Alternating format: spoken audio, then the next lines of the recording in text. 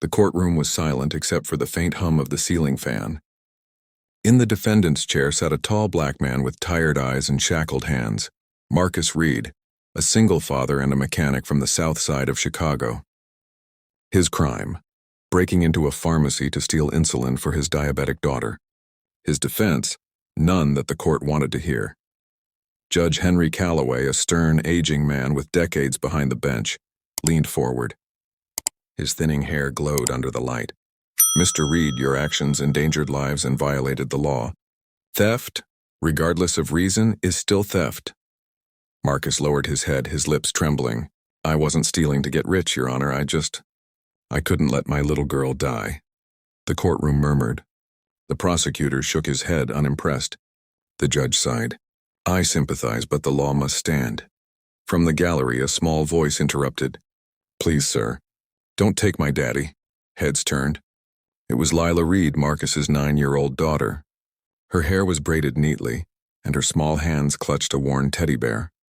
She stood beside a public defender, trembling but unafraid. The judge frowned. "Young lady, you can't speak in this court without permission."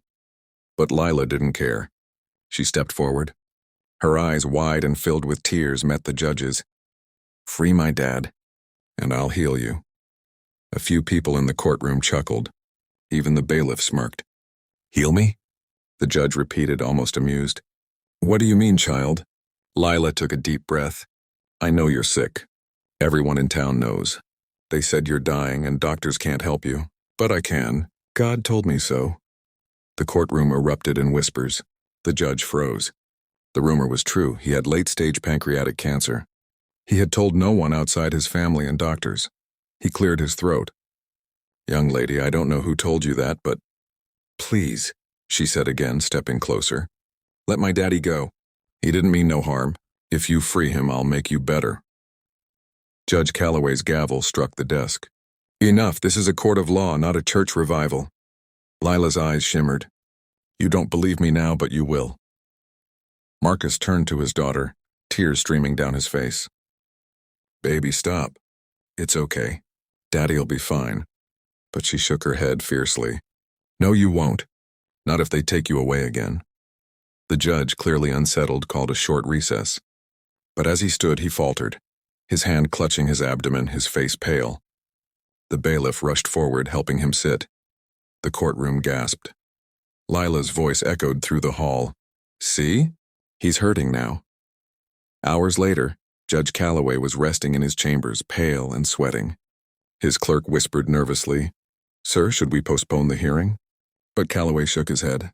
"No, bring them in." When Marcus and Lila entered, the judge's tone was softer. "You said you could heal me," he murmured to Lila. "How?" She walked closer, her teddy bear still in hand. "God gave me dreams. He told me to put my hand over people's pain and pray. Sometimes it helps, sometimes it doesn't, but it's not me doing it, it's him." Marcus whispered, "Lila, honey, that's enough. Don't get in trouble." But the judge raised a trembling hand. "No, let her try." The bailiff frowned.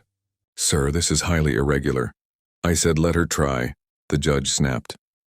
Lila approached the bench. The room was quiet enough to hear every breath. She placed her small hand over the judge's shaking one, closed her eyes, and began whispering.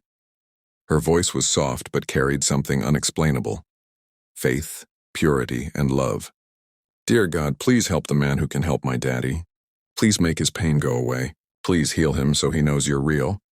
Her hand trembled. The judge's eyes fluttered. He felt warmth spreading through his body, not burning, not painful, but soothing, like sunlight breaking through clouds after a storm. When she finished, Lila opened her eyes. "It's done," she said simply. Everyone stared. The judge sat still, breathing heavily. "Child, what did you—" But before anyone could answer, his aide burst in. "Sir, the doctor's on the phone.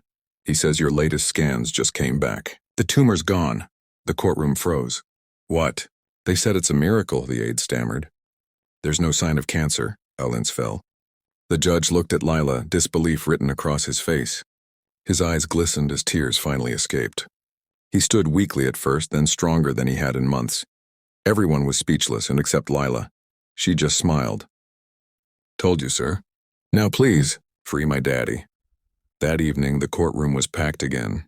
Judge Calloway's voice broke as he read his ruling.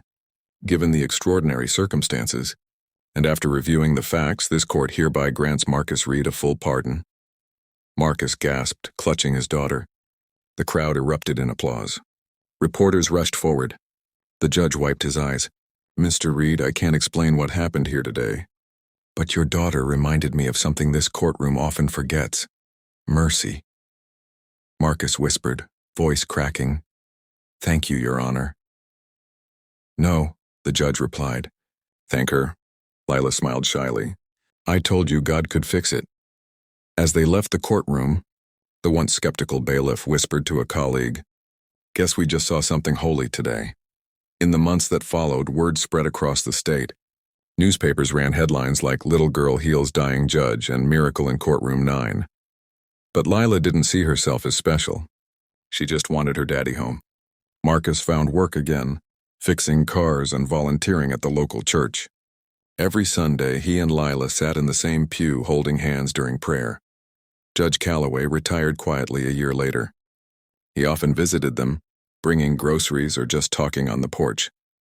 "Your daughter changed my life," he once told Marcus. "Not just my body, my soul." Marcus smiled. "She changed mine too." Lila looked up at them both, giggling. "I didn't do anything big. I just believed." Calloway nodded slowly. "Sometimes that's the biggest thing of all." One evening, as the sun dipped low over the neighborhood, Marcus lifted Lila into his arms. "You saved me twice, baby. Once when I thought I'd lost everything, and again when you showed me what faith looks like." She hugged him tight. "Daddy, I just didn't want you to go." He kissed her forehead, his voice trembling. "I'm never leaving again." And under that orange sky, the sound of laughter and hope filled the air. Proof that sometimes miracles don't happen in churches or hospitals, but in the hearts of those who refuse to give up on love.